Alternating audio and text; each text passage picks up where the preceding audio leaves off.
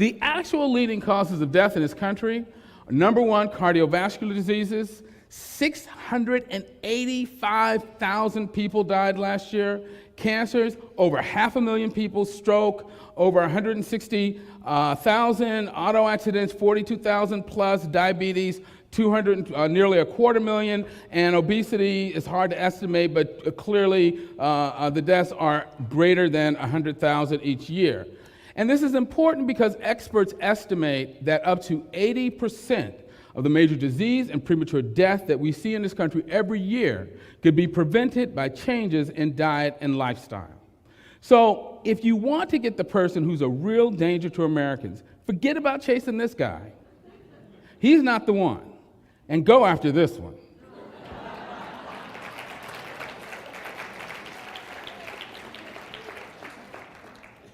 Our diets are dysfunctional on a cosmic scale.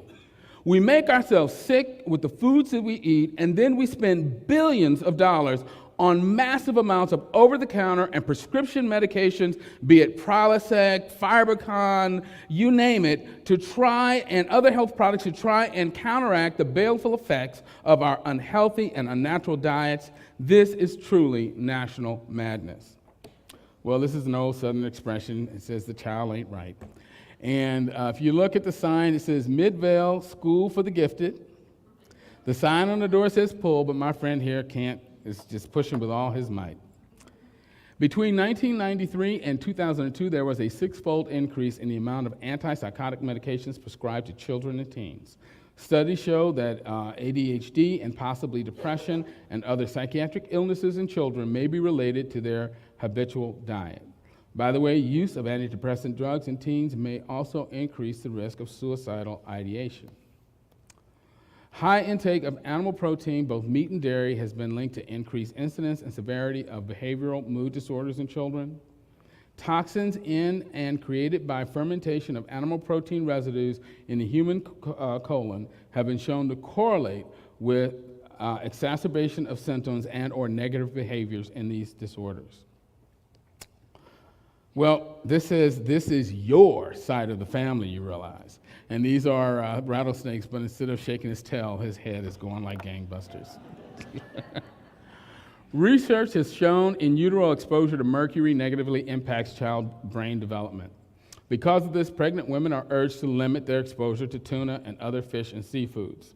In addition to mercury, fish and other animal foods are known to have high levels of PCBs, dioxins, pesticides residue, and other toxins that may negatively affect child development.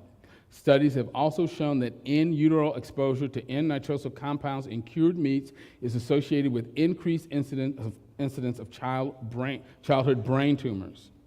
By contrast, research has shown vegetarian and vegan children tend to score higher on average on IQ tests than non-vegetarian children. So if you love your kids, stop feeding them this garbage. Well, it is said, laughter doeth good like a medicine. And this is a little story called Heavenly Health. And God populated the earth with broccoli and cauliflower and spinach, green and yellow vegetables of all kinds, so man and woman would live long and healthy lives. And Satan created McDonald's. And McDonald's brought forth the 99-cent double cheeseburger, and Satan said to man, "You want fries with that?" And man said, "Supersize me," and man gained pounds. And God created the healthful fruit, so a woman might keep her figure that man found so fair, and Satan brought forth chocolate, and woman gained pounds. And God said, "Try my crispy salad." And Satan brought forth ice cream, and woman gained more pounds. And God said, "I have sent you heart-healthy vegetables and olive oil with which to cook them." And Satan brought forth fried chicken in a bucket. And man gained more pounds, and his bad cholesterol went through the roof. And God brought forth running shoes, and man resolved to lose those extra pounds.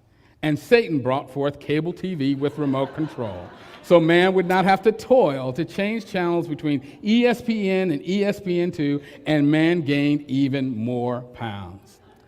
Well, God said, "You're running up the score, devil." So God brought forth the potato, a vegetable naturally low in fat and brimming with nutrition. And Satan peeled off the healthful skin and sliced the starchy center into chips and deep fried them. And he created sour cream dip also. And man clutched his remote control and ate the potato chips swaddled in trans fat and cholesterol. And Satan saw and said, "It is good."